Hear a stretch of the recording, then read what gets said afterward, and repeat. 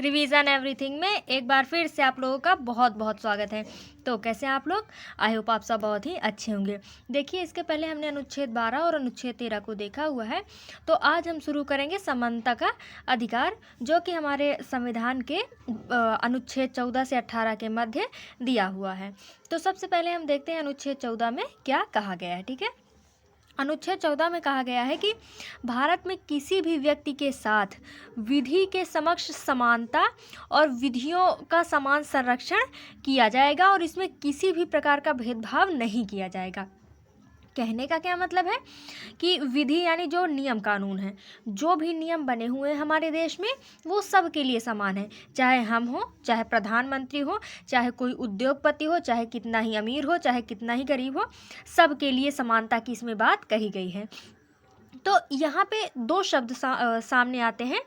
पहला है कि विधि के समक्ष समानता और दूसरा क्या है, विधियों का समान संरक्षण। इसमें क्या अंतर है, इसको हम पहले देख लेते हैं। तो अगर हम विधि के समक्ष समानता की बात करें तो जो ये थ्योरी है ये एवी डायसी द्वारा दिया गया था। इसका अर्थ क्या है कि विधियाँ जो है वो सभी के लिए समान होंगी और विधियाँ ही सर्वोच्च होंगी, इनसे ऊपर कोई भी नहीं है, और ये एक नकारात्मक अवधारणा है। ठीक है, वहीं अगर विधियों के समान संरक्षण की बात की जाए तो ये अमेरिका से लिया गया है। इसमें क्या कहा गया है कि समान लोगों के लिए समान कानून, यानी कि ऐसा नहीं है कि अगर हमको 100 रुपये देना है तो हम अमीर को भी 100 रुपये देंगे और गरीब को भी 100 रुपये देंगे। तो उसमें दोनों में हम देखा जाए तो समक्ष जो विधि के समक्ष समानता है, यहाँ पे हमने समानता का पालन किया है इसका, यानी कि दोनों को 100-100 रुपये दिया गया है। लेकिन जो समान संरक्षण है ये क्या कहता है कि समान लोगों के लिए समान कानून, यानी कि जो गरीब हैं उनको उनके हिसाब से, मान लीजिए गरीब हैं तो उनके पास कम पैसे हैं तो उनको थोड़ा बढ़ा के दीजिए, उनको 200 दे दीजिए, है ना। जो अमीर है उनको 100 ही दीजिए।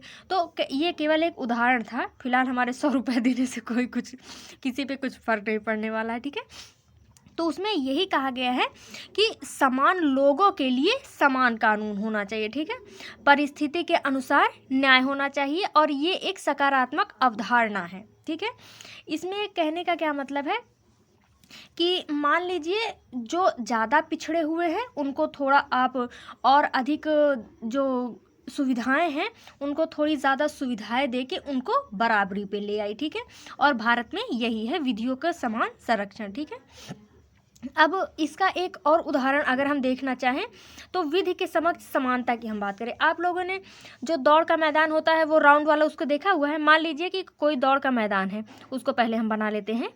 एक ये हो गया, फिर इसी के अंदर एक और हम कर देते हैं। ठीक है, मान लीजिए कोई व्यक्ति दौड़ रहा है, किसी को यहाँ पे रखा गया है, दूसरे व्यक्ति को यहाँ पे रखा गया है। अब देखा जाए तो इसको भी गोला पूरा करना है और इस वाले को भी गोला पूरा करना है, लेकिन इस पे देखा जाए तो इसकी दूरी जो है वो कम है, लेकिन जो इस वाले की दूरी है ये ज़्यादा है। तो अगर हम केवल समक्ष समानता की बात कर दे जाए कि ठीक है आप दोनों ही गोले पे हैं, आप दोनों गोला पूरा रेस पूरा कीजिए, लेकिन फिर इसमें क्या होगा कि जिसका गोला छोटा है वो जल्दी पार कर लेगा, लेकिन जिसका गोला बड़ा है उसको टाइम लगेगा। तो ये विधि के समक्ष समानता हो जाएगी।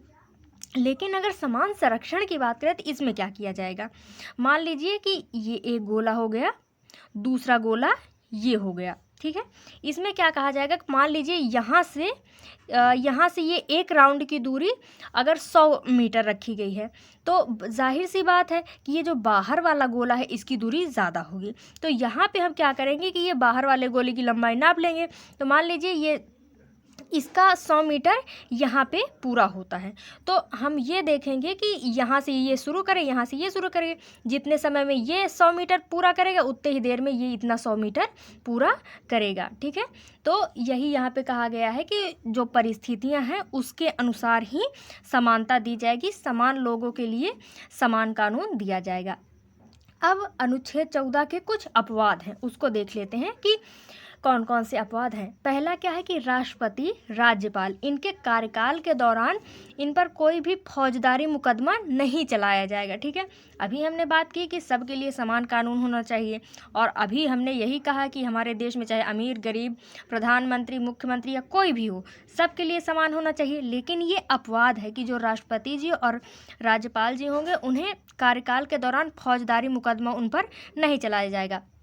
फौजदारी मुकदमा कहने का मतलब मारपीट जिसमें कोई खून बहा हो, ठीक है, जो बहुत ज़्यादा ही गलत तरीके से काम किया गया हो, मतलब उन्हीं सब चीज़ों के लिए इन पर मुकदमा दर्ज नहीं होगा। और इसका मेन कारण क्या है कि एक बार के लिए हम मान लेते हैं इन पर मुकदमा भी दर्ज हो गया, अगर राष्ट्रपति जी हैं उनके पास क्षमादान शक्तियाँ होती हैं, वो खुद का ही जो जुर्म है, जो सज़ा होगी वो खुद का ही माफ़ कर लेंगे। और यही राज्यपाल जी के पास भी शक्तियाँ होती हैं, क्षमादान शक्तियाँ, वो खुद की सज़ा माफ़ कर सकते हैं। तो इसीलिए जब तक इनका कार्यकाल चलेगा इन पर कोई फौजदारी मुकदमा नहीं होगा, लेकिन जैसे ये अपने पद से हटेंगे इन पर वो मुकदमा दायर कर दिया जाएगा। ठीक है, फिर आगे क्या है कि एमपी यानी कि जो सांसद होते हैं के द्वारा सदन में कहीं किसी भी बात के लिए न्यायालय के प्रति जवाबदेही नहीं होगी। यानी कि जो हमारे एमपी होते हैं वो जब सदन में बैठे रहते हैं तो वो वहाँ पे चाहे कोई भी बात बोले, अच्छी बात, बुरी बात, कोई मैटर नहीं करती, कोई भी बात बोले, वो न्यायालय के प्रति जवाबदेह नहीं होंगे। आप उन पर मुकदमा नहीं कर सकते कि आपने न्यायालय में या माफ़ कीजिएगा, आपने सदन में ये ऐसी बात कही, आपने ये गलत कही, वो किसी भी तरीके से न्यायालय के प्रति जवाबदेह नहीं होंगे। अगला क्या है कि इसी तरीके से राज्य विधानमंडल के जो सदस्य होते हैं वो भी सदन में कही गई बात के लिए जवाबदेह नहीं होते हैं। ठीक है, और उसके अलावा अगला क्या है कि किसी भी राजदूत पर कोई भी मुकदमा दर्ज नहीं किया जाएगा। कहने का क्या मतलब है, मान लीजिए हमारे देश में पाकिस्तान का कोई राजदूत है, चीन का कोई राजदूत है, अमेरिका का कोई राजदूत है, किसी भी देश का कोई भी राजदूत हो, वो चाहे जो भी काम करते, कोई चाहे अच्छा काम पे तो वैसे भी सज़ा नहीं होगी, कोई अगर बुरा काम करता है, कोई भी क्राइम करता है, तो अपने यहाँ उस पर कोई भी मुकदमा नहीं होगा। ठीक है, हम वहाँ पे ज़्यादा से ज़्यादा यही कर सकते हैं कि उनके देश जो होगा वहाँ पे बता देंगे कि इन्होंने ऐसा ऐसा काम किया है, आप ले जाइए, इनको सज़ा दीजिए। अब ये उस देश के ऊपर है, चाहे वो सज़ा दे चाहे न दे, लेकिन जो राजदूत होते हैं या फिर राजदूत जो एम्बेसी होती है उसके अंतर्गत जो भी लोग काम कर रहे होते हैं किसी अन्य देश के, उन पर कोई भी मुकदमा नहीं किया जा सकता। ठीक है, और ये वियना सम्मेलन या वियना समझौता 1961 में ही ये बात कही गई थी, तो इसको ध्यान रखिएगा। ठीक है, फिर अब आगे है अनुच्छेद 15, और अनुच्छेद 15 में क्या कहा गया है कि राज्य किसी भी नागरिक के साथ धर्म, जाति, लिंग, जन्मस्थान, मूल वंश के आधार पर भेदभाव नहीं करेगा।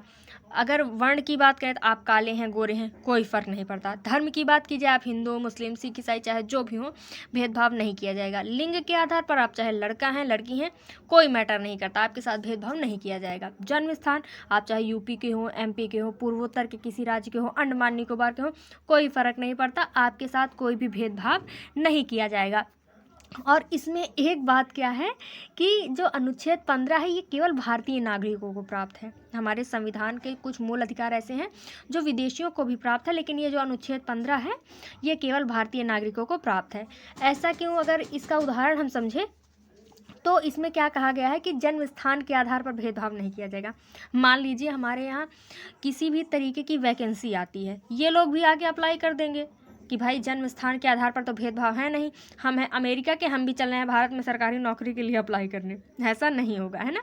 तो इसीलिए इसमें कहा गया है कि जो अनुच्छेद 15(1) है या फिर पूरा अनुच्छेद जो 15 है वो केवल भारतीयों के लिए। ठीक है, फिर उसके बाद अनुच्छेद 15 सब क्लॉज 2 में क्या कहा गया है कि राज्य हो या फिर कोई भी व्यक्ति हो, भारत के किसी भी नागरिक के साथ धर्म, लिंग, जन्मस्थान, मूल वंश के आधार पर भेदभाव नहीं करेगा और ना ही किसी भी सार्वजनिक स्थान पर इसके कारण भेदभाव करेगा। यानी कि अभी तक क्या था कि ये केवल राज्य की बात कह रहा था, अनुच्छेद 15 का जो 1 था। अनुच्छेद 15(2) क्या कहता है, राज्य या फिर कोई भी व्यक्ति जो भी सार्वजनिक स्थान है वहाँ पे भेदभाव नहीं करेगा। ठीक है, और यही सेम टू सेम नियम राज्य विधि से जो अल्प पोषित कंपनियां होंगी या फिर संस्थान होंगे उन पर भी लागू होता है कि जो भी सार्वजनिक स्थान है, चाहे दुकान, होटल, रेस्टोरेंट या फिर कोई मनोरंजन साधन हो गया, सिनेमा घर हो गए, कहीं पर भी आपके साथ भेदभाव नहीं किया जाएगा। ठीक है, फिर अनुच्छेद 15(3) क्या कहता है कि राज्य महिला और बच्चों के लिए विशेष प्रावधान कर सकता है। अभी तक क्या बातें की गई थी कि लिंग के आधार पर भी भेदभाव नहीं होगा, लेकिन अनुच्छेद 15(3) में कहा गया है कि राज्य महिला और बच्चों के लिए विशेष प्रावधान कर सकता है। ऐसा इसलिए क्योंकि भाई वो कुछ ना कुछ हद तक पिछड़े हुए हैं, इसीलिए उनके लिए विशेष प्रावधान किया जाएगा। और ऐसा किया भी गया है। तो कौन कौन से? तो घरेलू हिंसा अधिनियम 2005, ये भी महिलाओं के लिए ही लाया गया था। प्रसूति सहायता अधिनियम 1961, और जो हमारी पंचायत, लोकसभा, विधानसभा है, यहाँ पे महिलाओं के लिए आरक्षण। बाल विवाह अधिनियम 2006, बाल संरक्षण अधिनियम, ये सभी महिला और बच्चों के लिए लाए गए हैं। ठीक है। फिर आगे अनुच्छेद 15(4) क्या कहता है कि प्रथम संविधान संशोधन 1951 के द्वारा इसको जोड़ा गया है। और इसमें क्या कहा गया है कि राज्य सामाजिक और शैक्षणिक रूप से पिछड़े वर्ग के लोगों, अनुसूचित जातियों, जनजातियों के लिए विशेष प्रावधान कर सकता है। 15(3) में महिला एवं बच्चों के लिए कहा गया था, और 15(4) में समाज में जो पिछड़े वर्ग के लोग हैं, अनुसूचित जाति, जनजाति के लोग हैं, उनके लिए विशेष आरक्षण की बात की गई थी। यहीं से आरक्षण का जन्म होता है। लेकिन ध्यान दीजिएगा कि ये शिक्षा से संबंधित है। ठीक है। यही इसमें मेन है कि ये शिक्षा में आरक्षण की बात करता है। अभी यहाँ पे नौकरी में आरक्षण की बात नहीं कही गई है। ठीक है। तो अनुच्छेद 15(4) शिक्षा में आरक्षण की बात करता है। ठीक। फिर अब आगे क्या है? अनुच्छेद 15(5), ये 93वें संविधान संशोधन 2005 में जोड़ा गया। इसमें क्या कहा गया है कि उच्च शैक्षणिक संस्थानों में आरक्षण, चाहे वो निजी हो, सरकारी हो, मतलब चाहे वो प्राइवेट हो, चाहे गवर्नमेंटल संस्थान हो, वहाँ पे भी आरक्षण दिया जाएगा। ठीक है। केंद्रीय उच्च शिक्षा संस्थान अधिनियम 2006 के द्वारा इसको जोड़ा गया था। इसके पहले जो यहाँ पे है वो नॉर्मल एजुकेशन के लिए, ठीक है, इसमें कहा गया है अनुच्छेद 15(4) में। लेकिन जो अनुच्छेद 15(5) है ये उच्च शैक्षणिक संस्थानों की बात करता है। ठीक है। अब आगे देखते हैं अशोक ठाकुर वाद 2008। इसमें क्या कहा गया है कि जो सर्वोच्च न्यायालय है ये अशोक ठाकुर वाद में इसने कहा कि जो शैक्षणिक आरक्षण है ये वैध है। यानी कि इसमें कहा गया होगा कि भाई ये जो आरक्षण दिया गया है ये अवैध है, लेकिन यहाँ पे सुप्रीम कोर्ट ने माना कि जो शैक्षणिक आरक्षण है वो वैध है। ठीक है। फिर अब आगे है अनुच्छेद 15(6). इसमें क्या कहा गया है? ये सबसे पहले ध्यान दीजिएगा कि ये संविधान संशोधन 103 के माध्यम से 2019 में जोड़ा गया। इसमें क्या कहा गया कि आर्थिक आधार पर सामान्य वर्ग के लिए विशेष प्रावधान की इसमें चर्चा की गई है। ठीक है। इसके पहले जो भी संरक्षण दिया गया था वो सामाजिक और सामाजिक दृष्टि के हिसाब से दिया गया था कि जो समाज में पिछड़ गए हों। लेकिन ये जो 15(6) है, अनुच्छेद 15(6), इसमें आर्थिक आधार को भी इंक्लूड किया गया था। ठीक है। तो अभी तक हमने अनुच्छेद 14 और अनुच्छेद 15 को देखा हुआ है। वीडियो थोड़ी लंबी हो जाएगी, इसलिए सब लोग बोर हो जाएंगे। तो इसके अगले वीडियो में कल हम डिस्कस करेंगे अनुच्छेद 16, 17 और 18 को। आई होप कि आपको ये आर्टिकल हेल्पफुल रहेंगे भविष्य में। मिलते हैं नेक्स्ट वीडियो में। Thank you.